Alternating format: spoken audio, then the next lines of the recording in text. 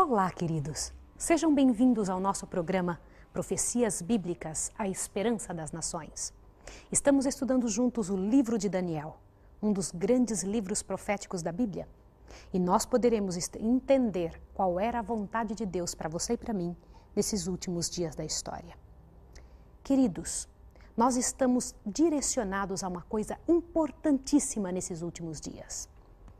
E esta é compreender, entender qual é a vontade de Deus para mim e para você. Sabe, no universo de amor do Deus eterno, naquilo que Ele planejou, você é o centro desse amor. A sua vida é o centro desse amor. Tudo que Deus fez, tentou, programou, está direcionado à sua vitória, à sua vida, à sua maneira de viver.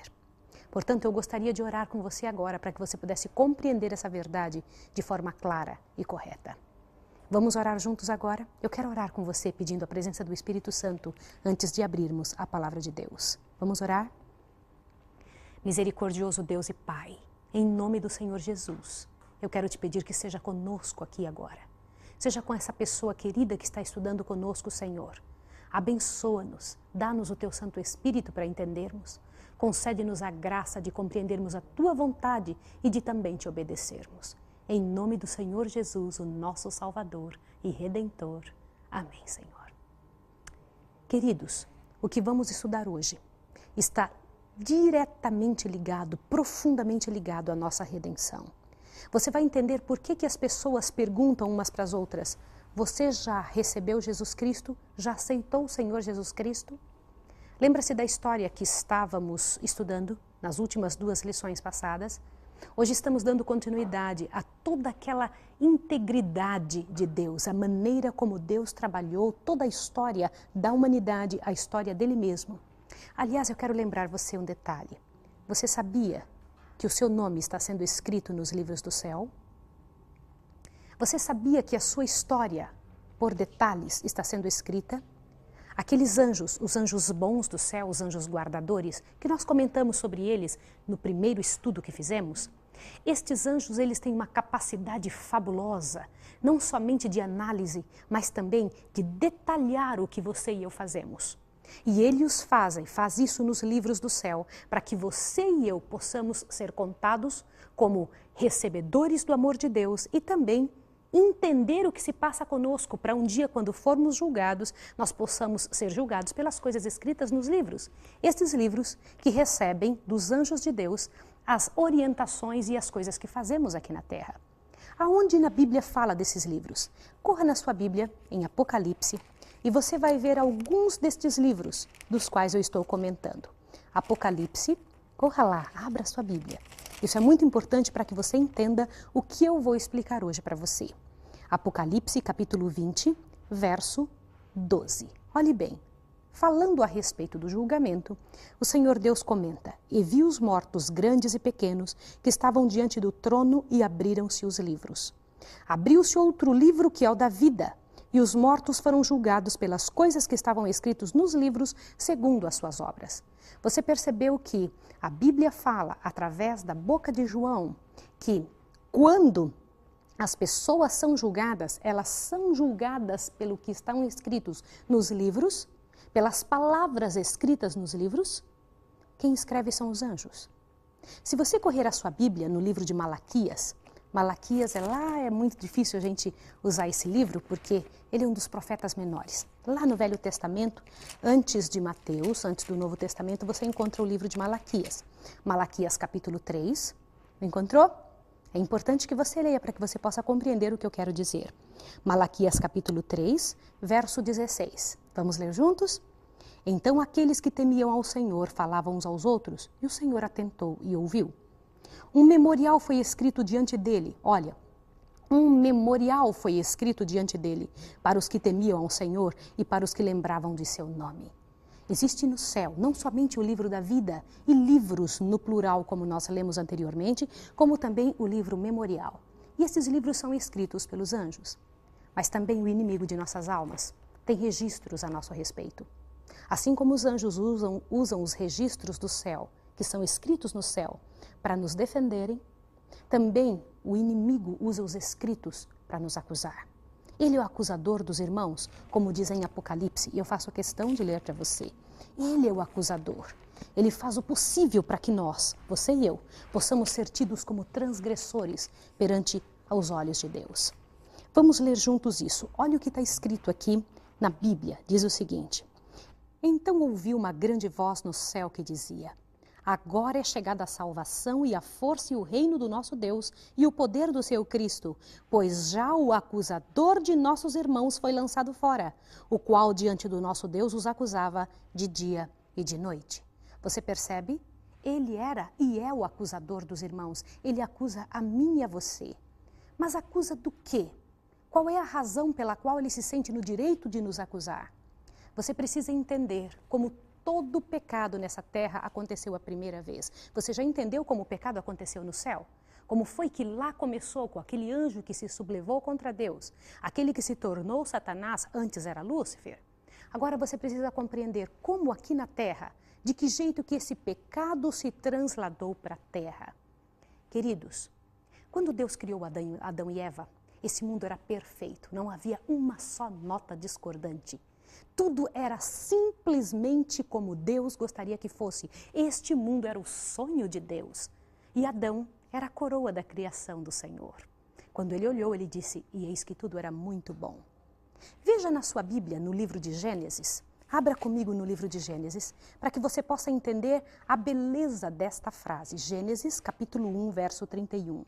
Viu Deus tudo quanto tinha feito, e eis que era muito bom. E houve tarde e manhã no sexto dia. Mas eu quero que você perceba mais um detalhe ainda na Bíblia, aqui mesmo em Gênesis. Gênesis capítulo 2 agora. Preste atenção à ordem que Deus deu a Adão. Tudo pertencia a ele, mas somente um detalhe o Senhor Deus pediu que ele não fizesse. Olhe bem, Gênesis capítulo 2, verso 15 em diante. O Senhor Deus tomou o homem e o pôs no jardim do Éden para o lavrar e o guardar. Ordenou o Senhor Deus ao homem, dizendo, de toda árvore do jardim comerás livremente, mas da árvore do conhecimento do bem e do mal, dela não comerás, pois no dia em que dela comerdes, certamente morrerás. Queridos, o salário do pecado é a morte. E Deus disse, haveria de acontecer exatamente assim. Mas algumas pessoas pensam que essa história do pecado, da árvore que Adão e Eva tomaram posse e comeram, é simplesmente uma lenda. Não é dessa forma. Lembre-se que Adão e Eva eram donos completos de todo este planeta. Eles eram donos de tudo que existia aqui. Tudo pertencia a eles. Nada Deus havia negado ao casal. Agora percebam um detalhe. Um dia, quando Jesus veio conversar com eles, e Jesus sempre vinha na viração do dia, ou seja, na hora do pôr do sol, porque, aliás, eu preciso lhe dizer um detalhe. O relógio de Deus é diferente do nosso. Para nós seres humanos mudamos um pouco as coisas, começa um dia à meia-noite e termina na meia-noite do dia seguinte, 24 horas depois. Mas para Deus não é assim. Um dia começa no pôr do sol e termina 24 horas depois, no seguinte pôr do sol. É dessa forma que Deus fez e permanece até hoje. Lembre-se, Deus não muda. Na viração do dia, o próprio Jesus Cristo vinha conversar todos os dias com Adão e Eva. E então, ao conversar com eles, havia dito, vocês são felizes aqui? Imagine essa conversa. Eu sempre imagino uma conversa desse tipo. E Adão e Eva muito felizes no mundo onde não havia nenhum tipo de pecado. Então, eu sou muito feliz contigo, Pai. Porque Jesus era o pai deles, lembra disso? Não somente irmão mais velho, mas também o criador deles. Então ele disse, o Senhor Jesus, você sabia que tem um anjo? Um anjo que se revoltou contra nós no céu, que não gosta de estar conosco? Eu imagino Adão dizendo, como pai, como é possível algo assim? Um anjo bravo, magoado com o Senhor, que é tão bom. Porque a Bíblia diz lá em 1 João que Deus é amor. Essa essência de Deus é amor. No entanto, o Senhor Jesus disse, ele se revoltou contra mim. Mas este anjo, ele está procurando um local para morar. Um local onde ele possa ficar para sempre. Eu imagino Adão dizendo, não, aqui ele nunca vai vir morar. Porque aqui nós te amamos. E eu quero que todos aqueles que nascerem de mim, junto com minha esposa, amem o Senhor grandemente. O Senhor Jesus disse para ele, você gostaria de provar esse amor para mim? Ele gostaria. Consegue imaginar algo como o Senhor Deus tendo falado para Adão e Eva? Conversado abertamente com Adão e Eva a respeito de detalhes assim? E o Senhor Deus fez com que ele visse todas as árvores do jardim. Veja estas árvores todas, Adão. Tudo te pertence. Existe somente uma que eu quero que você não mexa. Ele falou, como assim? Esta árvore que está aqui. Eu não quero que você toque nela. Eu não quero que você coma dessa fruta e muito menos que toque nesse fruto. Assim você prova que me quer bem. Ele, só isso? Sim, você prova que você me obedece. E Adão e Eva achou aquilo muito simples. Afinal das contas, eles tinham todas as outras árvores do jardim, pertencia a eles o mundo inteiro. No entanto, Adão foi testado em algo muito simples. E, aliás, eu quero lhe dizer, meu amigo, minha amiga, que são as coisas simples que modificam nossa vida inteira, que fazem a diferença na nossa história e na história do mundo. Todo longo caminho começa com um pequeno passo. Você começa com uma coisa simples para depois cair num grande precipício, sempre com uma primeira queda. Assim foi com Adão. Assim é com todos nós. Infelizmente, Adão disse ao pai, eu nunca vou tocar nessa árvore, fique tranquilo. E para Eva o Senhor Jesus disse, nunca se afaste do seu esposo. Fique próxima dele, porque próxima dele fica mais fácil de você nunca pecar. E aliás, existe algo muito sério no céu, extremamente sério, que Deus, quando diz algo, ele sempre tem razão naquilo que ele fala. Meus queridos, é tão séria essa situação. Faz tanta diferença você entender o que aconteceu. Um dia Eva estava cuidando dos afazeres seus normais, junto com seu esposo no Jardim do Éden, e o trabalho deles era arrumar os caramanchés de flores, de frutos, as coisas bonitas que eles tinham dentro do seu lar. Afinal, o lar deles era o próprio Jardim do Éden, a casa deles era o Jardim do Éden. E ali estava Adão e Eva, seguros, contentes e felizes. Jesus havia dito que o único local onde o inimigo haveria de tentá-los seria no único local onde Deus havia dito não. Neste local não toque. Consegue imaginar uma cena assim? Eu imagino Eva andando e ali, de repente, ela se afastou um pouco do seu marido e ouviu, psiu, ei Eva, ei Eva. Consegue imaginar algo dessa natureza? Eva, então, estava sofrendo as consequências de ter se afastado do seu marido. Eva, como você está bonita hoje. O inimigo começou elogiando a beleza de Eva. E ela começou a pensar, quem tem a liberdade de falar comigo assim, se essa não é a voz do meu esposo? E rapidamente o inimigo, transformado numa serpente, ele usou de mediunidade e usou a serpente como médium dele. Aliás, você precisa compreender o que significa essa história de mediunidade, de onde ela vem. A ação mediúnica, primeira templo mediúnico que houve nessa terra foi dentro do próprio Jardim do Éden. Mas, queridos, Eva viu algo que ela nunca tinha visto, uma serpente falando. Os únicos que conversavam, que falavam, que tinham o dom da comunicação, eram seres humanos, os anjos e o próprio Deus. No entanto, agora, Eva estava vendo ali uma serpente falando, uma serpente conversando. Como pode algo assim? E a serpente estava fazendo exatamente o que Deus disse que se fizesse morreria. Estava comendo um fruto daquela árvore proibida. Aquela árvore que o Senhor Deus disse, nela nem mesmo vocês podem tocar. No entanto, a serpente, sem permitir muito que Eva pensasse, disse, Deus não disse que não podia comer dessa fruta? Ela disse, não se pode não somente comer, não se pode nem tocar, porque no dia que comermos nós vamos morrer. No entanto, não foi isso que Eva obedeceu. Quando Eva viu aquela cena, uma serpente falando, comendo do fruto e não estava morta, não havia acontecido aquilo que o Senhor Deus disse que haveria de acontecer, neste momento, Eva sentiu aquele desejo de conhecer algo proibido. Ela poderia, naquele instante, ter colocado um freio naquela situação. E a Bíblia, em Gênesis, eu faço questão de ler com você, Gênesis capítulo 3, verso 6, diz alguns detalhes interessantes que nós precisamos compreender. Vendo a mulher que a árvore era boa para se comer, agradável aos olhos e árvore desejável para dar entendimento, tomou do seu fruto e comeu. e deu também ao seu marido. Você pode imaginar algo desse sentido, dessa natureza? Ela, quando tocou na árvore para comer, quando ela tocou na fruta e comeu e não morreu, ela pensou, quem sabe Deus me enganou. O inimigo que estava na serpente disse para Eva que é certo que você não morre, tanto que Deus havia dito que ela morreria. O inimigo disse, não, você não morre. Aliás, queridos, eu quero dizer algo para você, muito sério.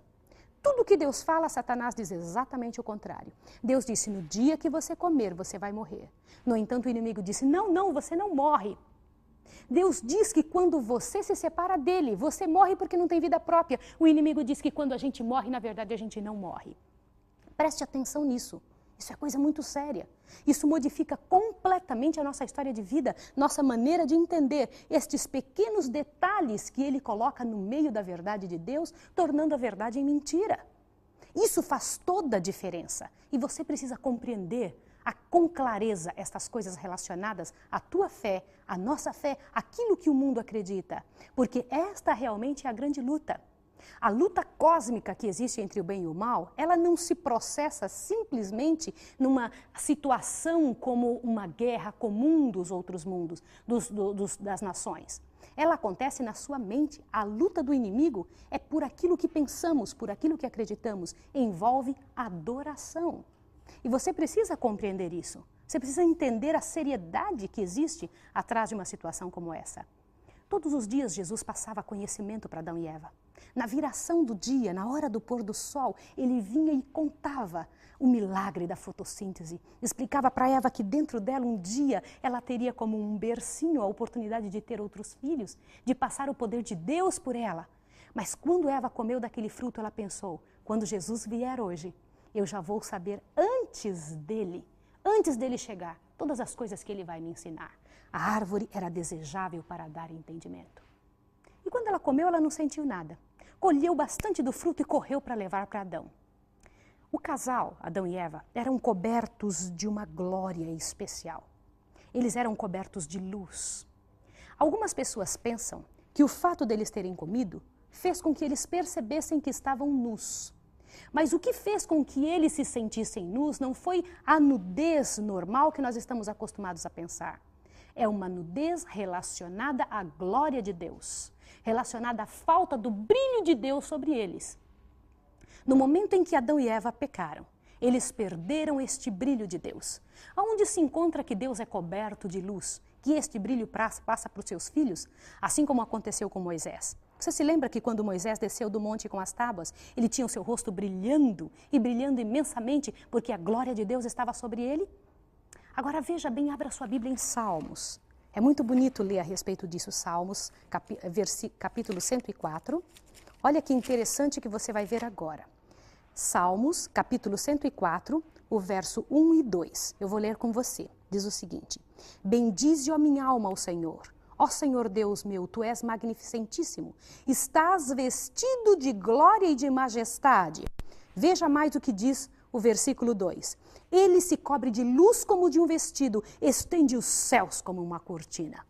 Este brilho que existe ao redor de Deus, Adão e Eva possuíam um brilho semelhante, cobrindo o seu corpo, mostrando que eles estavam cobertos pela glória de Deus. Quando Eva veio correndo dali, da árvore, da ciência do bem e do mal em direção a Adão, Adão de longe viu que ela estava sem o brilho de Deus, estava nua da glória de Deus. Aliás, queridos, nós devemos nos sentir muito maus, muito, mas muito sofridos, com o coração doído, quando pecamos. Deveria ser essa a natureza da nossa vida. Assim deveria acontecer. Adão e Eva, na hora que eles pecaram, eles perderam esse brilho. Só que há alguma coisa interessante para que você possa compreender a respeito de Adão.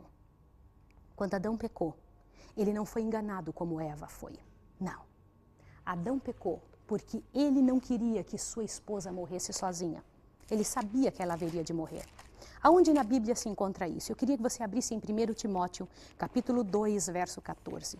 Abra sua Bíblia em 1 Timóteo e você vai ver que coisa interessante, falando ali a respeito de Adão e de Eva. 1 Timóteo, quando você vê 1 Timóteo, capítulo 2, verso 14, diz o seguinte: E Adão não foi enganado, mas a mulher sendo enganada caiu em pecado. Adão com um coração pesado, mas confiante de que ele haveria de morrer com aquela que ele amava, pegou do fruto e comeu junto. E você sabe o que aconteceu? Tornaram-se os dois pecadores. Jesus, na viração do dia, veio e entrou no jardim. Quando chamou, disse: Adão, onde você está? Adão, a primeira coisa que fez foi dizer: eu me escondi, porque estava nu, eu me escondi. Agora veja que coisa interessante. Adão antes fruía de uma felicidade muito grande. Vivia contente, feliz ali dentro daquele local. No momento em que ele pecou, a primeira coisa que ele sentiu foi vergonha, o desejo de correr de Deus e esconder-se, e ele tampou o corpo dele tentando enganar Deus para que Deus não visse que ele estava sem o brilho, aquele brilho que cobria o seu corpo. E a mesma coisa ele fez com sua esposa, e como se não adiantasse, ele correu atrás de uma árvore para que ele pudesse se esconder de Deus. Quem te fez saber que estavas nu? Comeste da árvore que te ordenei que não comesse? E Adão então disse: a mulher que tu me destes me enganou e eu comi. O Senhor Deus pergunta para a mulher, ela diz: a serpente me enganou e eu comi. Ninguém aceita a culpa para si. E o Senhor Deus não pergunta nada para a serpente, porque a serpente não fala. O que foi que você fez? Aí ele chega para a serpente e diz abertamente: por que você fez isso? Maldita você é agora. De hoje em diante, você vai passar a rastejar e todos os dias da sua vida, todos os animais vão te odiar. E você vai comer pó todos os dias da sua vida. Pode imaginar uma cena assim? E voltou-se para o inimigo que estava do lado e falou para o inimigo: a semente da mulher vai massacrar a sua cabeça, mas você vai machucar o calcanhar da semente da mulher. E eu faço questão que você leia comigo isso em Gênesis, para que você possa compreender a realidade deste verso. Olha o que diz em Gênesis 3, verso 15. Isso é Deus falando para o Satanás. E porém inimizade entre ti e a mulher, entre a tua descendência e o seu descendente. Este te ferirá a cabeça e tu lhe ferirás o calcanhar. Queridos, esta é a primeira profecia bíblica. Mulher em profecia significa igreja. O Senhor Jesus estava aqui dizendo para Adão e Eva: olha, eu vou colocar inimizade, graças a Deus ele colocou inimizade entre Satanás e a mulher e a igreja dele. Ele disse que o descendente de Satanás faria inimizade com o descendente da igreja, o descendente da mulher. Olha, e que o descendente da mulher venceria o próprio Satanás. O descendente da mulher é Cristo, é o Senhor Jesus Cristo. Ele é o nosso representante no céu. E isso enche o nosso coração. E você precisa entender essa verdade grandiosa, que Jesus é o centro da nossa vitória. Quando disse isso, Satanás se assustou. Como é que pode que Jesus um dia disse que vai se tornar descendente da mulher? Jesus estava explicando que ele haveria de nascer de uma mulher, da barriga de uma mulher. É tão sério pensar nisso, que um Deus se entrega em favor do ser humano. Queridos, abram as suas Bíblias em São João, lá no Novo Testamento. Veja o que Deus diz naquele verso que todos nós conhecemos tão bem. São João 3, olha que coisa interessante. É isso mesmo, verso 16, diz o seguinte: porque Deus amou o mundo de tal maneira que deu seu Filho unigênito para que todo aquele que nele crê não pereça, mas tenha vida eterna. Meus queridos, Jesus, naquele dia, lá no Jardim do Éden, pegou a morte que era de Adão, tomou para si, e pegou a vida que estava nele, que ele tinha direito porque nunca pecou, e entregou para Adão. Naquele dia, Adão teve que decidir aceitar a Jesus como seu salvador pessoal ou morrer a morte que Jesus disse que ele haveria de morrer. Adão aceitou viver, aceitou receber essa vida que Jesus estava entregando para ele. E você? Você já aceitou Jesus Cristo como seu Salvador? Já ofereceu a sua vida?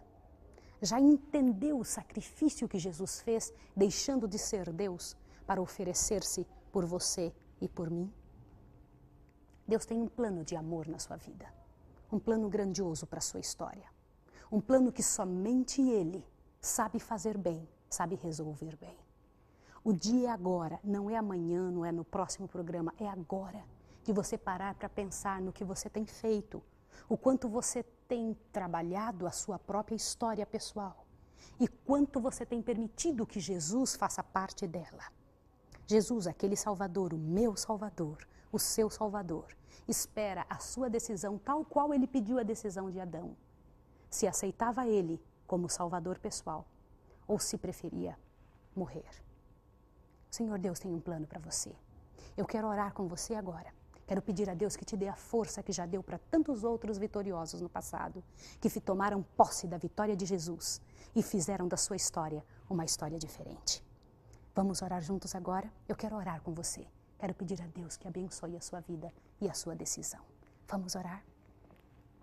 Misericordioso Deus e Pai, bendito seja o teu nome por enviar Jesus Cristo no momento mais crítico da história desta terra.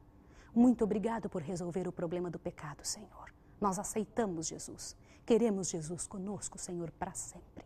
E te imploramos em nome de Jesus Cristo, que por tua graça e por seu amor, venhamos a estar em pé um dia quando Jesus Cristo vier nos resgatar deste mundo do pecado.